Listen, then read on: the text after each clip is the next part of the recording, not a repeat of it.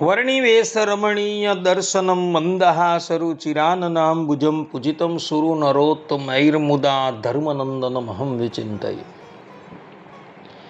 અસતા માં ષડગમય તમસો માં જ્યોતિર્ગમય મૃત્યુર્મા અમૃતમ ગમય. ઓમ શાંતિ શાંતિ શાંતિ. અસ્મદ્ગુરુ સમારંભામ નાથયામૂન મધ્યમામ લક્ષ્મી વલ્લભ પર્યંતામ વંદે ગુરુ પરંપરા. આજની જ્ઞાન સભાની અંદર પધારનારા બધા જ ભગવત ભક્તોને વેદાંતાચાર્ય, પુરાણ ઇતિહાસાચાર્ય, એમએ ફિલોસોફી શાસ્ત્રી રાકેશભાઈના હેતપૂર્વક જય સ્વામિનારાયણ. ભક્તો, આજની આ જ્ઞાન સભાની અંદર આપણે બધા સ્વામિનારાયણ સંપ્રદાયમાં ભગવાન સ્વામિનારાયણનું ધ્યાન ઉપાસન કેમ કરવામાં આવે છે એ વિષય પર થોડી વાત શ્રવણ કરશું. તો બધા જ શ્રોતાગણો એકાગ્ર મને કરીને અને એમાં પણ ઇતર સંપ્રદાયના લોકો આ વાત ધ્યાનપૂર્વક શ્રવણ કરે. તો કોઈક ઇતર સંપ્રદાયના તાર્કિકો એવો તર્ક કરે છે કે ભગવાન સ્વામિનારાયણ શિક્ષાપત્રી 108 કહે છે કે સ શ્રી કૃષ્ણ પરમ બ્રહ્મ ભગવાન પુરુષોત્તમ ઉપાસ્ય ઇષ્ટદેવો નઃ સર્વ આવિર્ભાવ કારણ. આ પ્રમાણે કહી શ્રી કૃષ્ણને પરમ તત્વ કહે છે. વળી 115 શ્લોકની અંદર ભગવાન સ્વામિનારાયણ કહે છે કે કૃષ્ણ તદ અવતારશ્ચ દેયાત તત્ પ્રતિમા આપી છે નતુ જીવાનું દેવાદ્યા ભક્તા બ્રહ્મ વિદોપી છે. આ પ્રમાણે કહી ભગવાન સ્વામિનારાયણ શિક્ષાપત્રીના 115 શ્લોકની અંદર શ્રી કૃષ્ણ ભગવાન તથા એમના અવતારોની ધ્યાન ઉપાસના કરવાની આજ્ઞા આપે છે. પરંતુ જે પણ કોઈક બ્રહ્મવેત્તા હોય તેનું તો ધ્યાન કરવાની પણ મનાઈ કરે છે. તો પછી તમે બધા ભગવાન સ્વામિનારાયણની આરાધના કેમ કરો છો?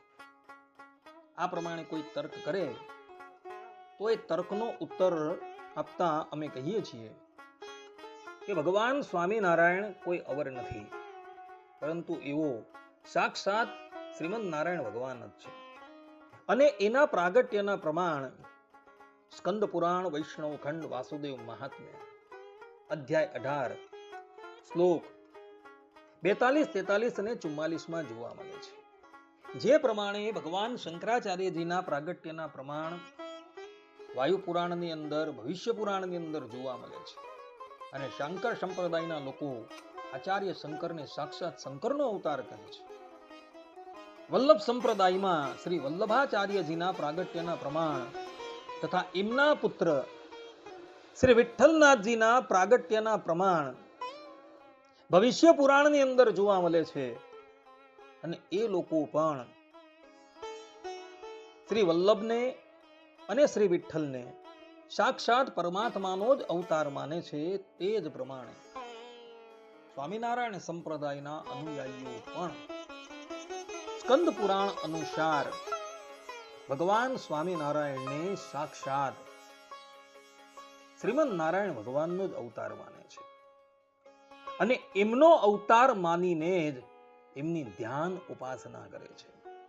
સ્કંદ પુરાણમાં એ શ્લોકો આ પ્રમાણે છે કે મયા કૃષ્ણેન નિહતઃ સા અર્જુનેન રણેશુયે પ્રવૃત્તયિષ્યન્તિ અસુરાંસ્તે ત્વદ્ધર્મં યદાક્ષિપૌ ધર્મદેવા તદા ભક્તાદ અહં નારાયણો મુનિઃ જનિષ્યે કૌશલે દેશે ભૂમો હિ શામકો દ્વિજઃ મુનિશાપાન તાન પ્રાપ્તાન ઋષિંષ્ટાત તથોદ્ધવમ તતો અવિતા અસુરેભ્યો સદ્ધર્મમ સ્થાપયાન્નજ. અર્થાત કે અર્જુને સહિત મેં શ્રી કૃષ્ણ યુદ્ધમાં જે અસુરો માર્યા હતા એ અસુરો જ્યારે પૃથ્વી પર અધર્મને પ્રવર્તાવશે ત્યારે પૃથ્વી પર કૌશલ દેશમાં ભક્ત ધર્મદેવ થકી એમની ભાર્યા ભક્તિમાં સામવેદી બ્રાહ્મણ કુળમાં હું નારાયણ મુનિ નામ ધારણ કરી પ્રગટ થઈશ. હે તાત, હે અજ, ત્યાર પછી દુર્વાસા મુનિના શ્રાપ થકી મનુષ્યત્વને પ્રાપ્ત કરેલા ઋષિઓનું તથા ઉદ્ધવનું હું અસુરો થકી રક્ષણ કરીશ અને સદ્ધર્મની સ્થાપના કરીશ.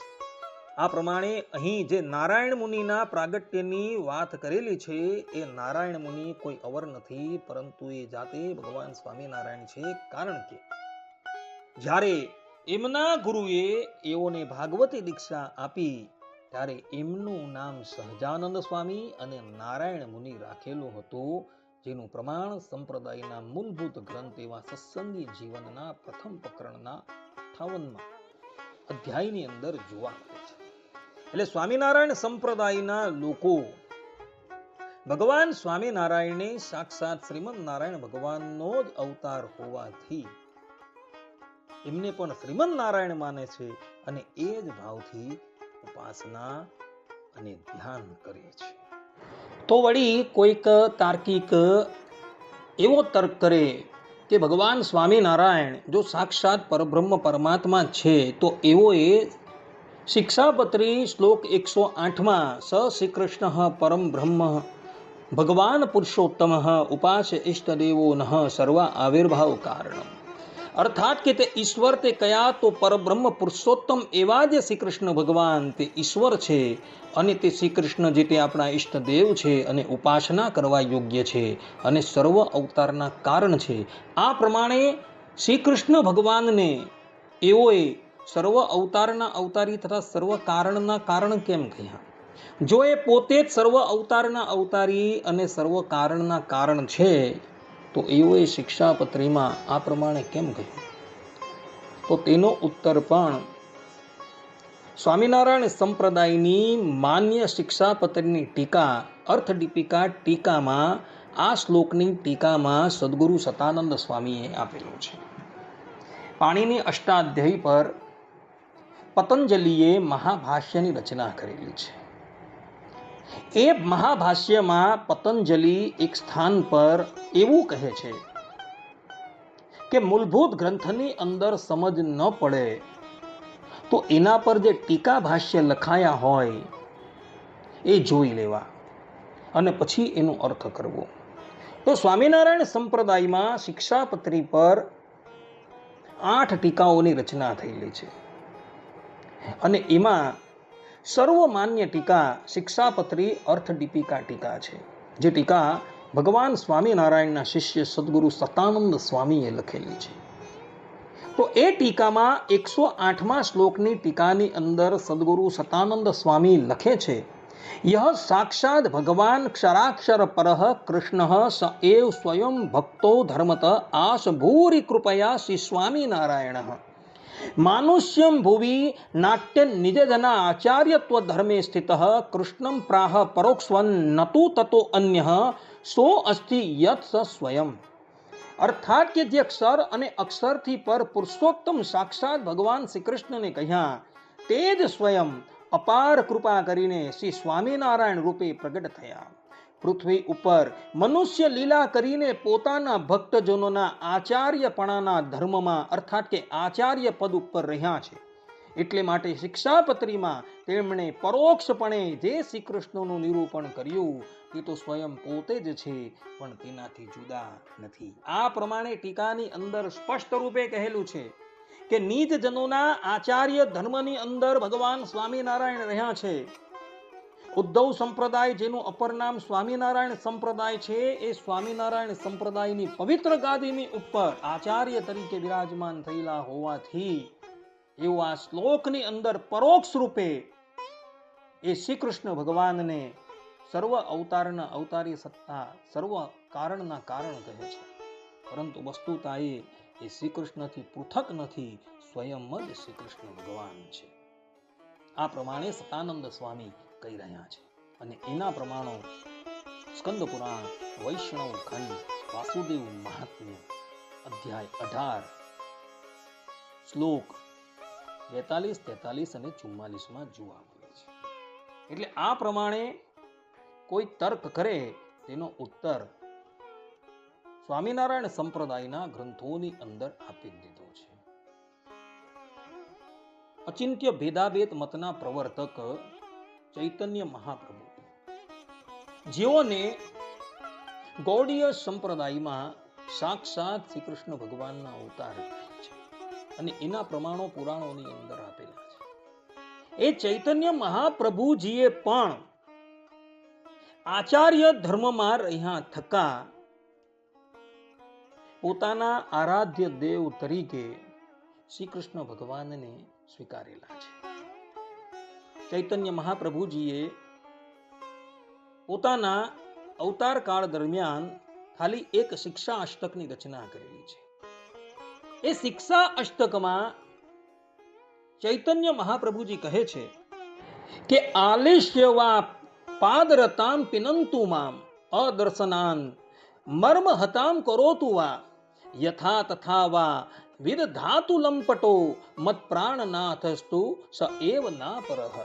अर्थात कि वह लंपट चाहे मुझे गले से लगाए अथवा पैरों से लिपटी हुई मुझको चरणों के तले दबाकर पीस डाले अथवा मेरी आंखों से ओझल रहकर मुझे मर्माहट करे, वह जो कुछ भी करे मेरा प्राणनाथ तो वही है, दूसरा कोई नहीं. આ પ્રમાણે ચૈતન્ય મહાપ્રભુજીને ગૌડ સંપ્રદાય સાક્ષાત પુરુષોત્તમ તરીકે સ્વીકારે છે.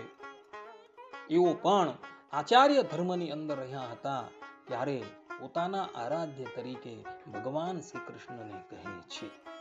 પરંતુ વસ્તુતાએ એ શ્રી કૃષ્ણથી ભિન્ન નથી, સ્વયં જ શ્રી કૃષ્ણ છે એવું એ લોકોના સંપ્રદાયની અંદર એઓના અનુયાયીઓ તથા આચાર્યોનું કહેવું છે.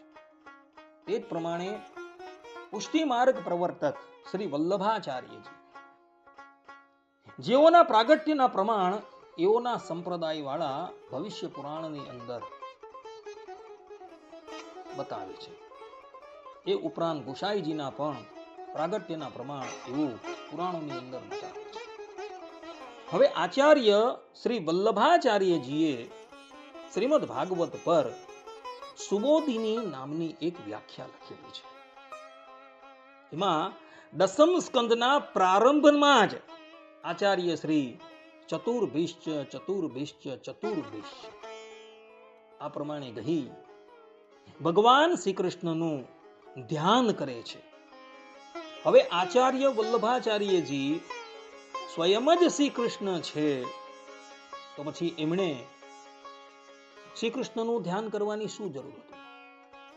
પરંતુ વલ્લભાચાર્યજી આચાર્ય ધર્મની અંદર બિરાજમાન છે અને એટલે માટે એઓએ આચાર્યની મર્યાદા રાખવાને અર્થે શ્રી કૃષ્ણ ભગવાનનું ધ્યાન કરેલું છે. એ જ પ્રમાણે અહીં શિક્ષાપત્રીમાં પણ ભગવાન સ્વામિનારાયણ 108મા શ્લોકની અંદર શ્રી કૃષ્ણ ભગવાનને સર્વ અવતારના અવતારી તથા સર્વ કારણના કારણ કહે છે. પરંતુ ટીકાની અંદર એમના જ શિષ્યએ એ વાતની સ્પષ્ટતા કરી છે કે નિજ જનના આચાર્ય ધર્મની અંદર રહ્યા હોવાથી એવો પરોક્ષ રૂપે શ્રી કૃષ્ણ ભગવાનને કહે છે, પરંતુ વસ્તુતા એ શ્રી કૃષ્ણથી પૃથક નથી એવું સ્વયં છે. આટલા પ્રમાણથી જે લોકો તર્ક કરે છે એ બધા જ તાર્કિકોને સુચારુ રૂપથી ઉત્તર પ્રાપ્ત થઈ ગયો છે. આટલું કહીને હું મારા પ્રવચનને અહીં વિરામ આપું છું. સર્વે સંતુ નિરામયઃ, સર્વે સુખીનો ભવંતુ, સર્વધરાણી પશ્યંતુ, મા કશ્ચિત દુઃખ ભાગ ભવેત. અસ્તુ. જય સ્વામિનારાયણ.